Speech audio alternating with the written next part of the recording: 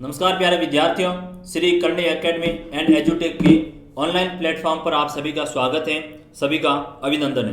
प्यारे बच्चों, जैसा कि हमने प्रथम अध्याय में देखा था कि भारत का संविधान किस तरीके से बनाने का काम हुआ, संविधान किस तरीके से कार्य कर रहा है और संविधान की हमें क्यों आवश्यकता पड़ी, इन पर हमने मौलिक रूप से बात की। आज का जो हमारा चैप्टर होगा वह जो हमारे संविधान टॉपिक जो पुस्तक है उसका द्वितीय भाग है, दूसरा अध्याय है, जिसका नाम है कि मूल अधिकार, यानी अधिकार किस तरीके से संविधान में किस तरीके से व्यक्ति को अधिकार दिए गए, उनके बारे में आज हम विस्तृत रूप से चर्चा करेंगे। प्यारे बच्चों, संविधान में जो हमें अधिकार दिए गए वो हमें मूल अधिकार है। क्या है मूल अधिकार? मूल अधिकार किसी भी व्यक्ति के जीवन जीने हेतु अधिकार इतने महत्वपूर्ण है कि उनके बिना कोई भी व्यक्ति अच्छे तरीके से जीवन है वो जी नहीं सकता, तो वे मूल अधिकार है। उनको आज हम पढ़ने की कोशिश करेंगे कि क्या क्या है। अध्याय 2 आपका नाम क्या है?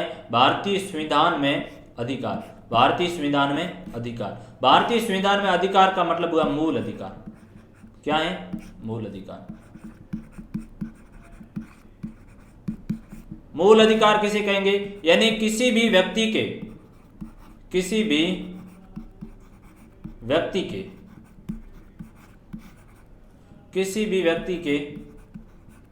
जीवन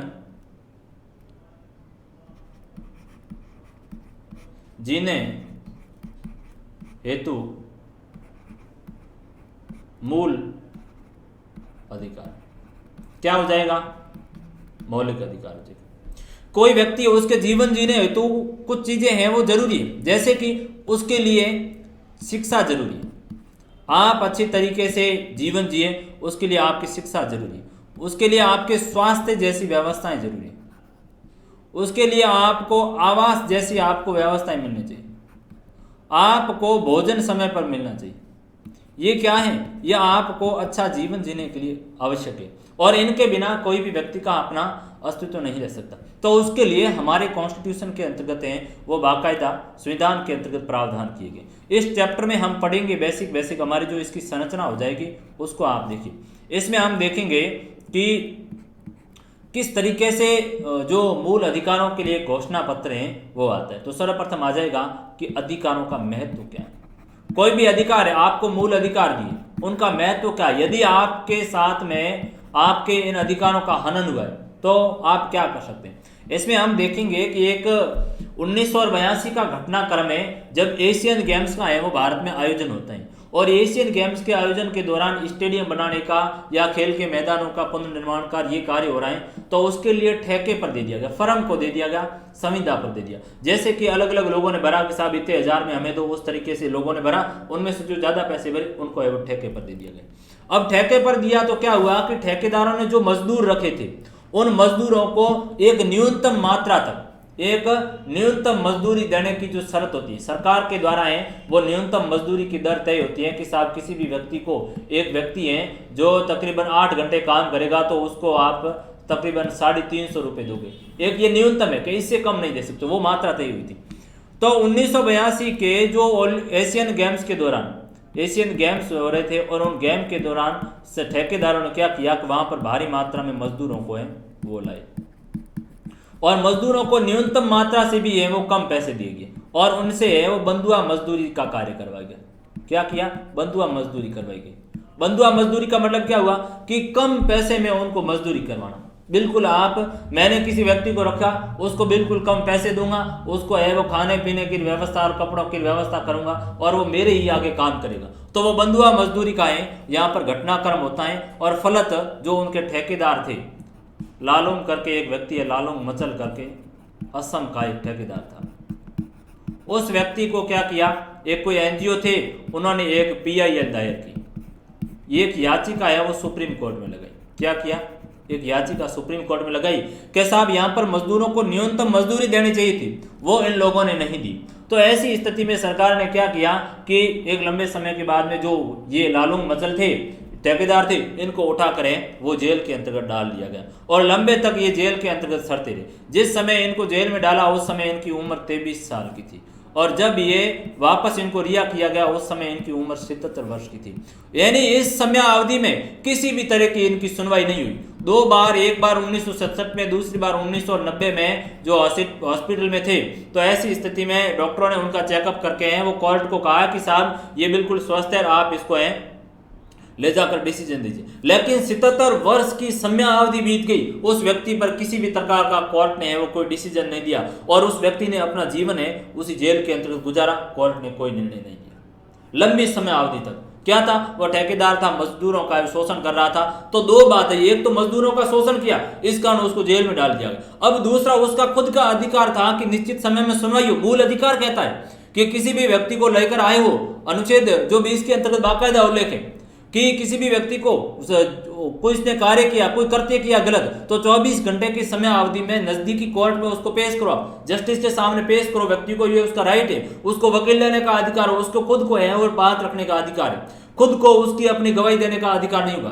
तो इस तरह की व्यवस्था, लेकिन उस व्यक्ति ने 77 वर्ष तक के कुछ भी कार्य नहीं हुआ। तो क्या हुआ कि व्यक्ति के अधिकारों का पूर्णतः हनन हुआ। अब ऐसी स्थिति में बात आई कि साहब व्यक्ति के अधिकार का महत्व क्या है? तो कुछ ऐसे अधिकार होने चाहिए जो व्यक्ति के जीवन जीने हेतु महत्वपूर्ण है। उन अधिकारों के अस्तित्व में है वो चल ही नहीं सकता। तो अधिकारों की महत्व की बात है पहली बात। दूसरी, हम इसमें चर्चा करेंगे अधिकारों का घोषणा पत्र कि किस तरीके से है वो अधिकारों का घोषणा पत्र तय किया गया कि नागरिकों के लिए सरकार है वो संविधान के अंतर्गत इसके प्रावधान किए गए। अधिकारों का घोषणा पत्र, अधिकारों का घोषणा पत्र, यानी किसी व्यक्ति के क्या क्या राइट्स होंगे उनका घोषणा पत्र है वो जारी कर दिया कि व्यक्ति के ये अधिकार होंगे। सरकार है वो संविधान द्वारा इन्हें संरक्षण प्राप्त होगा। किसके द्वारा होगा? कॉन्स्टिट्यूशन के द्वारा क्या होगा प्यारे बच्चों? संरक्षण प्राप्त होगा। ठीक है। तीसरी जो हम इसमें बात पढ़ेंगे वो बात होगी हमारे लिए मूल अधिकार क्या है। मूल अधिकारों को हम पढ़ेंगे। तो तीसरी हम इसमें बात पढ़ेंगे मूल अधिकार। क्या पढ़ेंगे? मूल अधिकार। हमारे संविधान में अनुच्छेद 14 से लेकर अनुच्छेद 32 तक मूल अधिकारों का उल्लेख किया गया है। संविधान के भाग 3 में उल्लेख किया गया है किसी भी व्यक्ति के जीवन जीने हेतु अधिकार महत्वपूर्ण है। अमेरिका के संविधान से लिया गया, मैंने पिछले अध्याय में बताया। तो तीसरा बिंदु हमारा होगा वो होगा मूल अधिकारों को हम पढ़ेंगे। चौथा बिंदु हम पढ़ेंगे नीति निर्देशक तत्व। क्या पढ़ेंगे इस अध्याय में? नीति निर्देशक तत्व। नीति निर्देशक तत्व ये पाठ की आपकी पृष्ठभूमि, इसको आप समझने की कोशिश कीजिए। यानी क्या किया? संविधान में 2 धाराओं के ऊपर काम किया गया। व्यक्ति को दिए मूल अधिकार, आप बच्चों को मूल अधिकार दिए मैंने, लेकिन स्कूल के लिए क्या है? नीति निर्देशक तत्व है कि कोई भी स्कूल रूल्स बनाए बच्चों के लिए तो ये स्कूल के लिए नीति निर्देशक तत्व होंगे। आपके यदि अधिकारों का उल्लंघन हुआ तो आप कोर्ट में जा सकते हो, लेकिन मेरे निर्देशक अधिकार है उनका, यानी मैं स्कूल के तौर पर रिप्रेजेंट हो रहा हूं, मैं राज्य के तौर पर रिप्रेजेंट हो रहा हूं और मेरे यदि निर्देशक तत्व है, नीति निर्देशक तत्वों का उल्लंघन हुआ तो मैं कोर्ट नहीं जा सकता। यानी 2 विपरीत कार्य है संविधान के अंतर्गत, उनको समझने की कोशिश करेंगे कि कोई भी राज्य व्यक्ति के मूल अधिकार शिक्षा का है तो उसके लिए निर्देशक तत्व उसको किस तरह से प्रमोट करेंगे वो इसमें जिक्र दिया हुआ है। फिर एक चीज का और अध्ययन हम करेंगे जो हमारा 5वें नंबर का बिंदु होगा वो होगा कि एक संपत्ति का अधिकार दिया हुआ है वो किस तरह से कार्य कर रहा है। फिर इसमें मानव अधिकारों के बारे में भी हम पढ़ेंगे कि मानव अधिकार भी क्या होता है, व्यक्ति के लिए क्या महत्व होता है। तो ये मोटी मोटी ये श्रृंखला है कि ये आज की हमारी अध्ययन के अंतर्गत महत्वपूर्ण बिंदु होंगे। आगे बढ़िए, बात वापस हम कहीं से शुरू करेंगे, वही संविधान से बात करेंगे। क्योंकि जो व्यक्ति को मूलाधिकार दिए गए, क्या दिए गए? मैं मूल को मूलाधिकार कर रहा हूं। व्यक्ति को जो मूल अधिकार दिए गए वो संविधान में दिए गए। कहां पर दिए गए प्यारे बच्चों? संविधान में दिए गए। तो अब संविधान की वापस इसकी थोड़ी सी पृष्ठभूमि को देखिए कि संविधान वह दस्तावेज है जो सरकार की शक्तियों पर अंकुश रखती है। संविधान क्या? एक दस्तावेज है। क्या करेगी? सरकार के ऊपर कंट्रोल रखने का कार्य करेगी। मैंने कहा कि बच्चों के लिए, हमारे लिए बच्चों के लिए है वो शिक्षा का अधिकार है। क्या है? शिक्षा का अधिकार है। ये मैंने संविधान में है वो प्रावधान कर दिया। कहां पर किया? अनुच्छेद 21 के क में है वो ये प्रावधान किया गया। तो ये प्रावधान किया गया, तो संविधान है, ये संविधान में प्रावधान किया गया, तो संविधान है वो सरकार पर है वो अंकुश लगाएगी, कंट्रोल करेगी कि आपका काम है बच्चों के लिए शिक्षा की निःशुल्क व्यवस्था की जाए। तो संविधान व दस्तावेजें जो सरकार की शक्तियों पर क्या करती है, कंट्रोल करती है, नियंत्रण करती है, एक ऐसी प्रजातांत्रिक व्यवस्था की स्थापना करता है जिसमें सभी व्यक्तियों को कुछ क्या होंगे, अधिकार प्राप्त होंगे। तो आज जो हमारे अध्ययन का जो मूल बिंदु रहेगा, अध्ययन का जो केंद्र बिंदु रहेगा, वो भी मूल अधिकार होगा कि जो मूल अधिकार है भारतीय संविधान में, मूल अधिकार किस तरीके से दिए गए हैं, किस तरीके से उन मूल अधिकारों का महत्व है। तो आज मैं आप सभी को आपके क्या क्या अधिकार है, उन अधिकारों के बारे में वो पढ़ाने का काम करूंगा। आपके क्या क्या अधिकार हैं, आप आज उनको पढ़ोगे तो आपके समझ में आएगा कि आपके कौन कौन से अधिकार हैं, आपके कौन कौन से अधिकार, कौन कौन से अधिकार। आपको ये समझ में आएगी कि साहब यदि आपके इन अधिकारों का उल्लंघन हुआ तो आप बाकायदा एज ए कक्षा 11 के स्टूडेंट के तौर पर आप रिप्रेजेंट होकर न्यायालय में जाकर रिट दायर कर सकते हैं कि साहब हमें है वो अच्छी शिक्षा व्यवस्था नहीं मिल रही। या आपके किसी कोई आप देखोगे कोई 14 साल से कम आयु का बच्चा है और कोई कारखाना में काम कर रहा है और ज्यादा काम करवाया जा रहा है, तो अभी आपको पास आप जानेंगे इस चीज को कि आप बाकायदा है वो अनुच्छेद जो 23 और 24 में उल्लेख किया गया है शोषण के विरुद्ध अधिकार का प्रयोग करोगे और आप कोर्ट में जाकर PIR दायर कर सकते हैं कि साहब यहाँ पर जो है होटल के ऊपर छोटे छोटे बच्चों को कार्य करवाया जा रहा है। तो आप इसके बारे में जो मूल हमारा जो आज होगा कि आप किस तरीके से आपको जो मूल अधिकार है उसके प्रति आपकी जागरूकता आएगी। ठीक है, अब संविधान के तीसरे भाग के अंतर्गत संविधान का भाग 3 है, संविधान के भाग 3 में मूल अधिकारों का उल्लेख है, संविधान का भाग 3 में मूल अधिकारों का। इससे पहले देखेंगे कि संविधान के भाग फर्स्ट में क्या है, तो भाग फर्स्ट में है वो राज्य की परिभाषा, राज्यों का उल्लेख है, यानी भारत है वो राज्यों का संघ होगा। फर्स्ट में क्या बताया गया कि भारत है वह राज्यों का संघ होगा। आपके मन में कभी उत्सुकता होगी कि सर आप सीधे तीसरे भाग पर आए तो आगे क्या भाग नहीं है, तो फर्स्ट भाग में है वो भारत राज्यों का संघ होगा। दूसरा भाग है भाग द्वितीय, इसमें नागरिकता के प्रावधान किए गए। किसके प्रावधान किए गए? दूसरा भाग नागरिकता के प्रावधान, यानी कोई व्यक्ति की नागरिकता कैसे होगी, आप भारत के नागरिक कैसे हैं, आप यदि पाकिस्तान चले गए तो आपकी नागरिकता कैसे होगी, आप पाकिस्तान से भारत आ रहे हैं तो आपकी नागरिकता कैसे होगी, आप लंबे समय से जाकर अमेरिका में बस गए तो आप भारत के नागरिक कहे जाएंगे या अमेरिका के, तो वो दूसरे भाग में दिया गया। और भाग जो मेरा तीसरा है संविधान का भाग तीसरा, इस भाग 3 के अंतर्गत किसका उल्लेख है बच्चों? इसमें मूल अधिकारों का उल्लेख है। किसका है प्यारे बच्चों? मूल अधिकारों का। तो आपको समझ में आएगा कि भाग 3 में हमारे मूल अधिकारों का वर्णन किया गया है कि क्या क्या बच्चों के अधिकार हैं या क्या क्या एक नागरिक के अधिकार हैं, वो व्यक्तियों के क्या क्या अधिकार होंगे, उन सारे के सारे अधिकारों का कहां पर उल्लेख किया गया? आपके मूल अधिकारों के अंतर्गत उल्लेख किया गया नागरिकों के लिए। ये बात फिर है भारतीय संविधान में आपका ये चीज समझने के लिए कि भारतीय संविधान में कौन कौन से मौलिक अधिकार प्रदान किए गए और उन अधिकारों को कैसे सुरक्षित किया गया, ये भी चीज हम पढ़ने की कोशिश करेंगे। फिर बात है कि उन अधिकारों की व्याख्या और सुरक्षा करने में न्यायपालिका की क्या भूमिका रहेगी, न्यायपालिका यानी कोर्ट की क्या भूमिका रहेगी, यानी जुडिशरी किस तरीके से है उसके लिए कार्य करेगी। प्यारे बच्चों, जब मूल अधिकारों की बात होती है तो मूल अधिकारों का यदि हनन होता है तो ऐसी स्थिति के अंतर्गत है आप कहाँ जा सकते हैं? आप कोर्ट जा सकते हो। कहाँ जा सकते हो? कोर्ट जा सकते हो। तो इसमें बताया गया है कि यदि मूल अधिकारों की व्याख्या करनी है तो कौन कर सकती है? ये व्याख्या का जो काम होगा वो कोर्ट का होगा। और भारत में कौन करेगी? सुप्रीम कोर्ट करेगी, हाई कोर्ट करेगी, या फिर DC डिस्ट्रिक्ट कोर्ट जो जिले के लेवल पर होती है वो करने का काम करेगी। तो किस तरह से न्यायपालिका इसकी व्याख्या करेगी। और फिर चौथा इसमें कहा गया है कि मौलिक अधिकारों व राज्य के निर्देशक तत्वों में क्या अंतर है, उसको भी हम इस अध्याय के अंतर्गत पढ़ने की कोशिश करेंगे। ये आपकी बेसिक होगी इस पाठ की जो अध्ययन के बिंदु क्या होंगे। पहले पॉइंट पर आइए सीधे, क्या है प्रथम हमारा जो पॉइंट है, कीवर्ड है कि भारतीय संविधान में अधिकारों का महत्व क्या है, किस तरीके से है भारतीय संविधान में अधिकारों का उल्लेख किया गया है और अधिकार हैं वो काम कर रहे हैं, उनको हम देखने की कोशिश करेंगे। देखिए क्या घटनाक्रम हो रहा है। भारतीय संविधान में अधिकारों का महत्व, यानी अधिकारों का क्या महत्व है, अधिकारों का क्या महत्व है। 1982 के एशियाई खेलों से पहले निर्माण कार्य के लिए सरकार ने कुछ ठेकेदारों को सेवाएं दी और उन्होंने क्या किया कि न्यूनतम मजदूरी है वो न्यूनतम मजदूरी से भी कम मजदूरी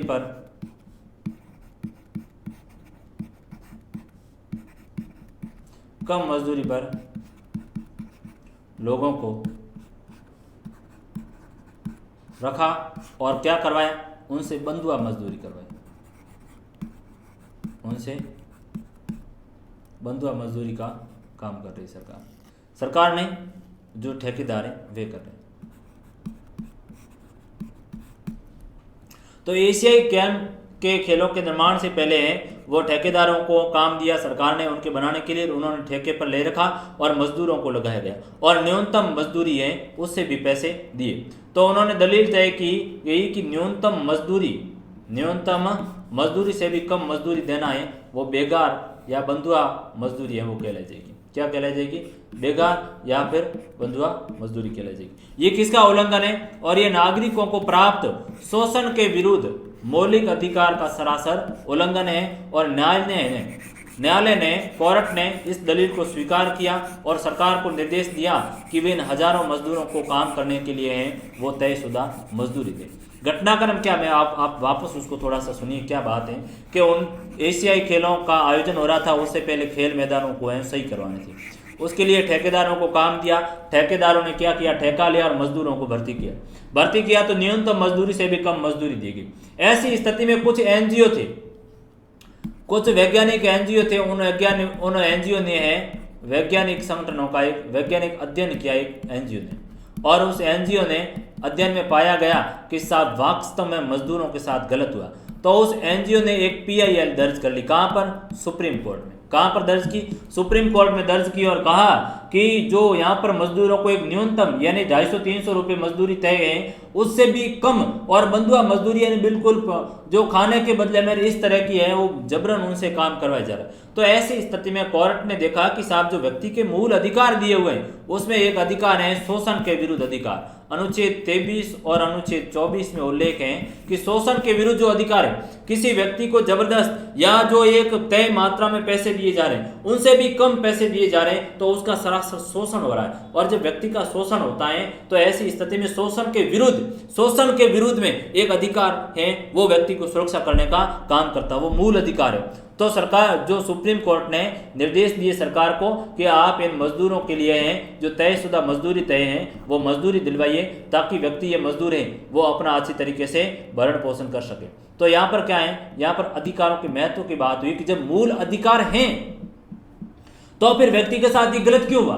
बात आपके यहाँ समझ में आनी चाहिए कि साहब जो अधिकारों का महत्व क्या है। अधिकारों का महत्व इसलिए कि किसी भी व्यक्ति को आप बंधुआ मजदूरी करवाने का आपको अधिकार है भी नहीं, तो फिर आप क्यों कर रहे हो? आपने जबरदस्त उन लोगों को है वो न्यूनतम मात्रा से भी कम पैसे दे रहे हो, तो वे गुजारा किस तरीके से करेंगे? तो ऐसी स्थिति के अंतर्गत जो शोषण के विरुद्ध अधिकार है, ऐसी स्थिति में संविधान में जो अधिकार दिए हुए वे अधिकार ही व्यक्ति का क्या कर सकते हैं? बचाव कर सकते हैं। तो अधिकारों का महत्व इसलिए है कि किसी भी व्यक्ति को बचाव करेंगे उसके अधिकारों का हनन होने से, तो उसके लिए अधिकार है उनका होना जरूरी है। और वे अधिकार कौन से हो जाएंगे? मूल अधिकार जरूरी, कानूनी अधिकार नहीं, मूल अधिकार है तो ही व्यक्ति के क्या हो सकता है? उसका बचाव हो सकता है, उसके अपने अधिकारों का है वो उसको बचाव और उसकी रखवाली हो सकती है।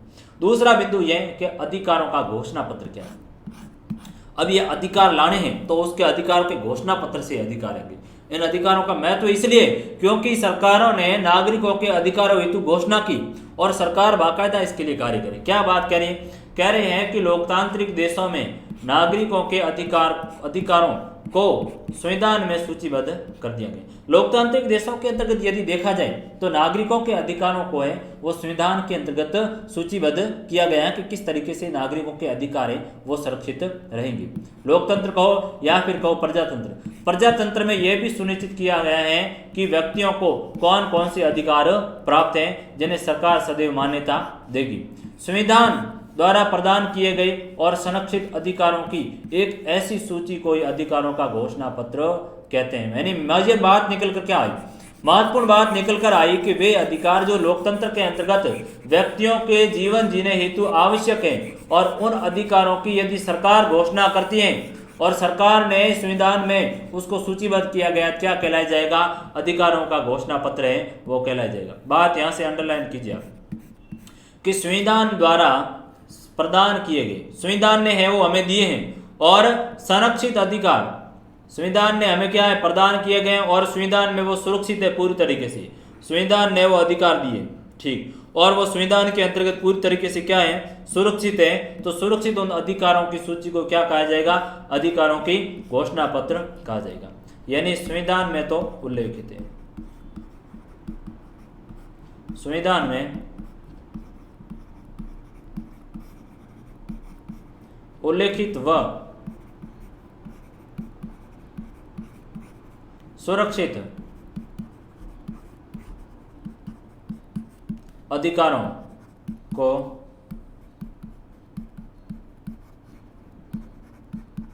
नागरिक अधिकारों का घोषणा पत्र कहते हैं।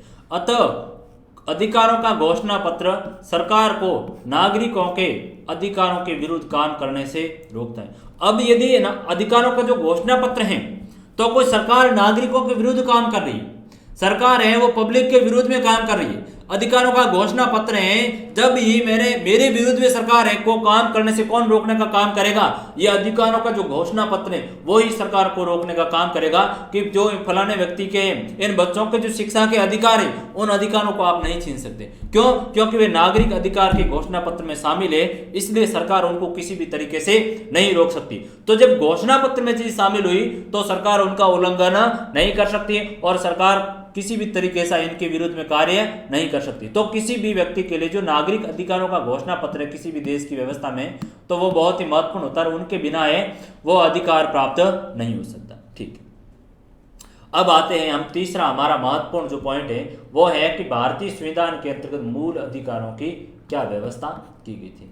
मूल अधिकार किसे कहेंगे और भारतीय संविधान में है वो मूल अधिकारों की किस तरह से व्यवस्था की गई। मैंने कहा कि किसी भी व्यक्ति को, वही बात है, किसी भी व्यक्ति की मूलभूत आवश्यकताओं की पूर्ति करने वाले अधिकार क्या कहलाए जाएंगे? मूल अधिकार। कोई व्यक्ति है, कोई महिला है, कोई पुरुष है, एक महिला जिसको वेतन दिया जा रहा है 10,000, क्या काम है? वह भी आपको है वो पॉलिटी पढ़ा रही है, ठीक है। एक उसी के जैसा एक अध्यापक पुरुष है, उसको महीने के रुपए 20,000 वेतन दिया जा रहा है। तो ये क्या है? ये विषय एक पढ़ा रहा है, लेकिन दोनों में हमारी मतभेद ये है कि एक को 10,000 दिए जा रहे हैं, एक को 20,000 दिए जा रहे हैं। अब ऐसी स्थिति में जो अधिकार है, मूल अधिकार कहेगा कि दोनों ही काम एक जैसा कर रहे हैं तो समानता के अधिकार के तहत दोनों को समान वेतन दिया जाएगा। क्या है ये? मौलिक अधिकार है। क्यों? व्यक्ति के जीवन की पूर्ति, जीवन जीने के लिए आवश्यक है कि उसे समाज के अन्य लोगों के बराबर है वो उसे भी राइट मिलना चाहिए। किसी को है वो ज्यादा नहीं, किसी को अधिक नहीं, सेम कर्तव्य सेम कार्य कर रहे हैं, एज इट इज एक ही काम, तो समान रूप से मिलना चाहिए। तो उसके लिए मूल अधिकार है वो आवश्यक है। तो मूल अधिकार की परिभाषा हो जाएगी कि किसी भी व्यक्ति की मूलभूत आवश्यकताओं की पूर्ति करने हेतु दिए जाने वाले अधिकार क्या कहलाए जाएंगे? मूल अधिकार दिए जाएंगे। जैसे मूलभूत पूर्ति करने, शिक्षा की है, स्वास्थ्य की है, चिकित्सा की है, तो वो कहां से प्राप्त करेगा व्यक्ति? वो यदि मूल अधिकार है तो ही उसके तहत उसको प्राप्त हो सकता है, अन्यथा उसके अधिकारों की रक्षा नहीं हो सकती। तो भारत में क्या स्थिति? भारत में स्थिति यह है कि स्वतंत्रता संघर्ष के दौरान स्वतंत्रता आंदोलन के नेताओं ने इन अधिकारों का क्या समझा? महत्व समझा और मांग की थी कि अंग्रेज शासकों को जनता के अधिकारों का आदर करना चाहिए। बात क्या है? बात यह है कि भारत है वो अंग्रेजों का गुलाम था, और अंग्रेजों का गुलाम था तो ऐसी स्थिति में लोगों को मूल अधिकार प्राप्त नहीं थे। उनके लिए भोजन की व्यवस्था, उनके लिए चिकित्सा की व्यवस्था, उनके लिए आवास की व्यवस्था, शिक्षा, स्वास्थ्य, चिकित्सा जैसी कोई व्यवस्था थी ही नहीं।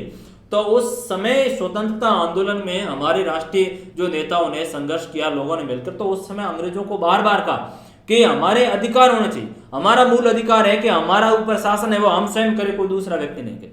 हमारे लिए अच्छी शिक्षा है, चिकित्सा की व्यवस्था है, वो राज्य करे। तो वो स्वतंत्रता आंदोलन के दौरान है, लंबे पैमाने के ऊपर है, भारतीय जनता के द्वारा है, इसकी बात की गई थी। और इस हेतु 1928 के अंतर्गत मोतीलाल नेहरू समिति ने अधिकारों के घोषणा पत्र की आवाज उठाई और कहा कि व्यक्ति के जीवन के लिए मूलभूत अधिकार जरूरी है, इसलिए मूलभूत अधिकार जरूरी है तो मौलिक अधिकारों की है वो व्यवस्था की जाए। और मौलिक अधिकारों की आप व्यवस्था उस समय करोगे जब क्या करोगे, जब नागरिक अधिकारों का घोषणा पत्र जारी करोगे, तो ही आप व्यक्ति के लिए क्या कर सकते हो, मूल अधिकारों का प्रावधान कर सकते हो। तो मूल अधिकारों के प्रावधान हेतु आपको पूछा जाएगा 1 नंबर में, तो आप क्या जवाब दोगे कि साहब मूल अधिकारों हेतु पहली बार जो मांग की थी वो मोतीलाल नेहरू समिति ने संविधान में कहा था कि अंग्रेजों से मांग की थी कि हमारे लिए वो मूल अधिकारों हेतु घोषणा पत्र जारी करवा जाए। तो ये मोतीलाल नेहरू रिपोर्ट है वो बहुत ही महत्वपूर्ण है बच्चों। मोतीलाल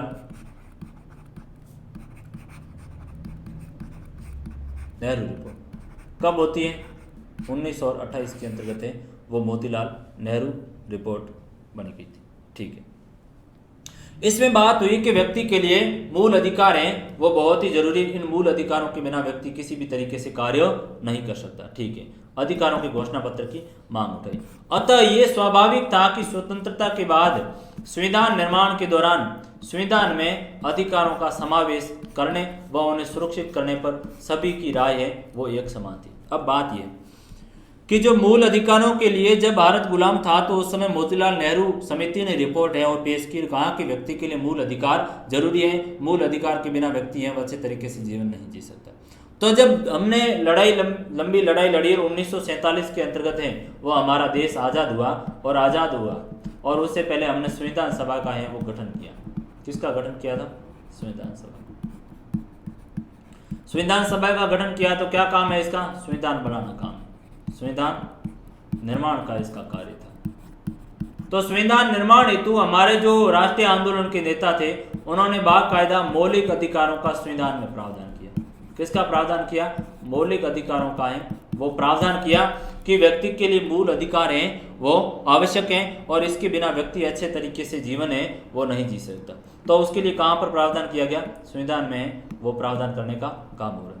ठीक है, अब ये तो भारत में जब संविधान निर्माण हुआ तो संविधान निर्माण में ही मूल अधिकारों का प्रावधान कर दिया गया। लेकिन एक अन्य उदाहरण को भी समझेंगे, क्या हमारे देश में जो मूल अधिकार हैं क्या ऐसे के ऐसे अन्य लोकतांत्रिक कंट्री के अंतर्गत है या नहीं है, और यदि है तो वो किस देश के लोकतांत्रिक राष्ट्र के अंतर्गत है, और हैं तो कौन कौन से, उनको भी हम देखने की कोशिश करेंगे। एक उदाहरण इसमें लेंगे हम दक्षिण अफ्रीका का। किसका लेंगे, दक्षिण अफ्रीका का, कि दक्षिण अफ्रीका के जो संविधान में अधिकारों का एक घोषणा पत्र है वो तय किया गया। संविधान में घोषणा पत्र तय किया कि नागरिकों हेतु इस प्रकार के मौलिक अधिकार हैं वो होंगे। इस हेतु दक्षिण अफ्रीका का संविधान दिसंबर 1996 के अंतर्गत लागू हुआ। मैंने आपको बताया था कि 1948 का एक घटनाक्रम हुआ, अफ्रीका में रंग भेद की नीति लाई गई। किसकी नीति, रंग भेद। रंग यानी रंग भेद की नीति का अर्थ हुआ चमड़ी के आधार पर भेदभाव, चमड़ी के आधार पर भेदभाव। चमड़ी के आधार पर कोई काला है, कोई गोरा है या श्वेत वर्ण का है, कोई सांवला है,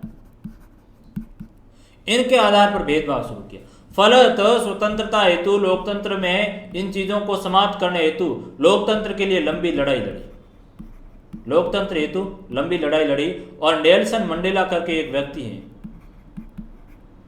उन्होंने 28 साल तक हैं वो जेल में बिताई, 28 साल तक उनको है वो जेल में डाल दिया। और इन्होंने कहा कि अफ्रीका में जो रंगभेद की नीति है उसको समाप्त किया जाए, रंग भेद को समाप्त करके लोकतंत्र बहाल करो। आप किसी भी व्यक्ति के साथ हैं, उसका रंग कैसा है, उसका रूप किस प्रकार का है, कैसे वस्त्र पहनता है, किस तरह का है, उसके आधार पर आप भेदभाव नहीं कर सकते और इन चीजों को समाप्त होना चाहिए। व्यक्ति के लिए वो नागरिक अधिकार हैं वो लागू होने चाहिए। तो उसके लिए नेल्सन मंडेला ने 28 साल तक है वो इन्होंने लंबा जीवन संघर्ष किया और इस बात का इन्होंने उल्लेख किया था, long walk to freedom. Long walk to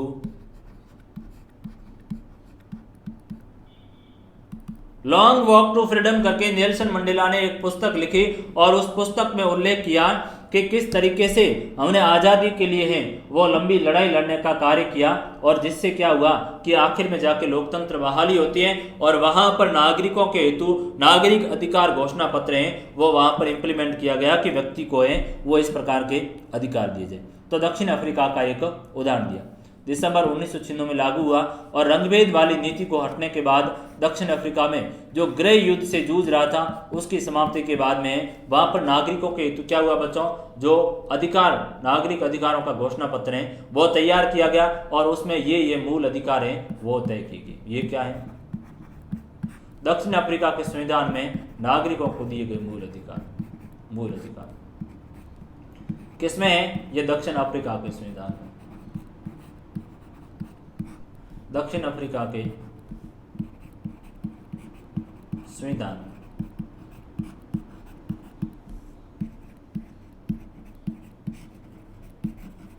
उल्लेखित मूलाधिकार। दक्षिण अफ्रीका के संविधान में वो ये मूल अधिकार की घोषणा की गई, नागरिक अधिकारों की घोषणा की गई। कब? जब लोकतंत्र है वो बहाल हुआ 1994 के समय। नागरिक अधिकारों का घोषणा पत्र, नागरिक अधिकारों का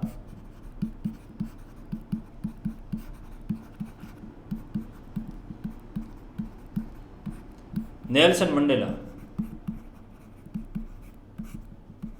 बाद में अफ्रीका के हैं वो क्या बनते हैं? ये अफ्रीका के अश्वेत राष्ट्रपति बनते हैं।